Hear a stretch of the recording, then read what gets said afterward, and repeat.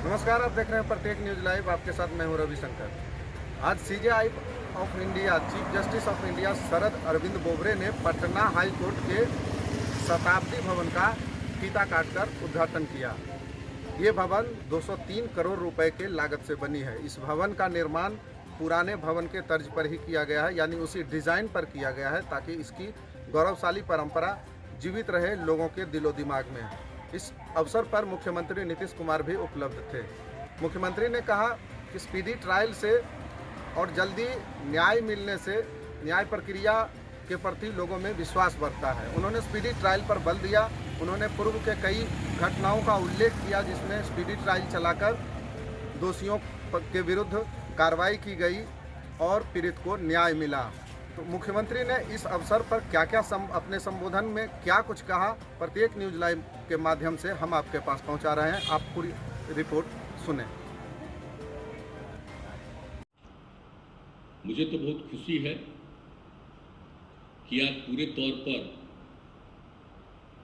जो पटना उच्च न्यायालय के शताब्दी भवन बनाने का निर्णय हुआ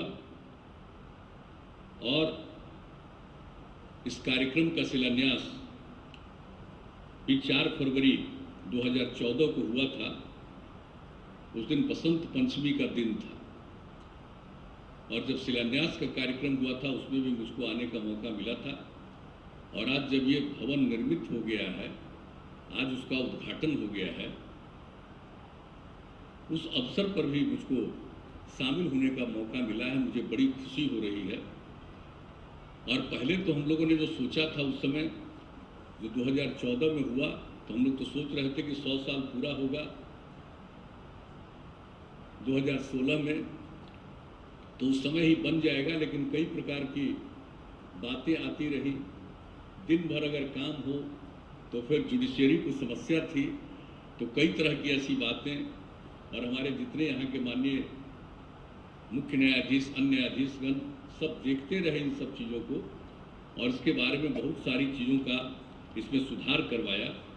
और उसके चलते जो भी लगा, हालांकि अगर ये जो कोरोना का दौर नहीं होता पिछले वर्ष, तो ये पिछले ही वर्ष इसका विधिवत उद्घाटन हो गया होता, लेकिन आज ही हुआ है।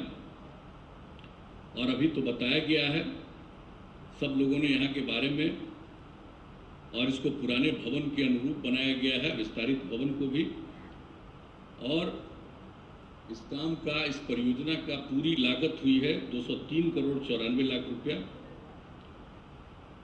और शताब्दी भवन के 2 खंड जिसमें 5 तल हैं, और शताब्दी भवन के दोनों खंड का नए पुराने भवन कनेक्टिंग ब्रिज से जुड़े हुए।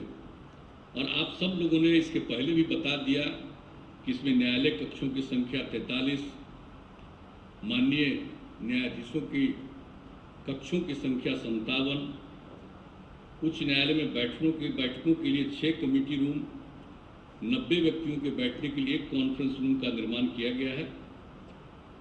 माननीय न्यायाधीशों के लिए एक लाउंज और पुस्तकालय का भी निर्माण किया गया है।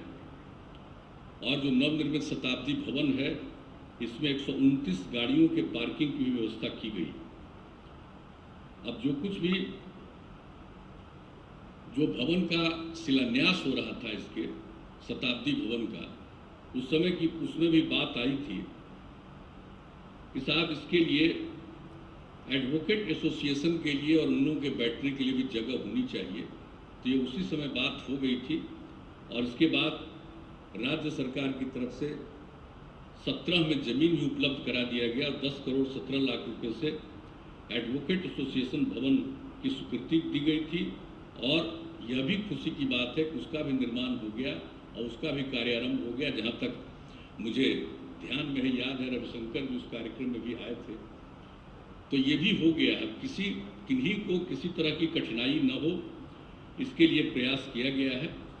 और ये तो बहुत ही महत्वपूर्ण न्यायालय है, इस उच्च न्यायालय है, इसके बारे में सब लोगों ने अपनी बात रखी, उसको दोहराने की जरूरत नहीं है। हुआ एक बात का हम जिक्र जरूर करना चाहेंगे। जब बिहार के लोगों ने हम लोगों को यहाँ पर काम करने का मौका दिया, तो उस समय से ही 2006 में पटना हाईकोर्ट की तरफ से भी मीटिंग की गई और किस तरह से अपराध पर नियंत्रण और तेजी से ट्रायल, और इसके लिए जो सब प्रयास किया गया, और हमारे जो उच्च न्यायालय के माननीय न्यायाधीशगण थे जिनके जिम्मे जो जिला होता था, वो एक एक जिले पर नजर रखते थे कि तेजी से ट्रायल हो, और उसके चलते हुआ कि अपराध करने वालों को के बारे में कितने निर्णय हो। और ये तो कोई भी चीज बात सामने आती है, ये देखना तो माननीय न्यायालय का काम है, वो देखेंगे।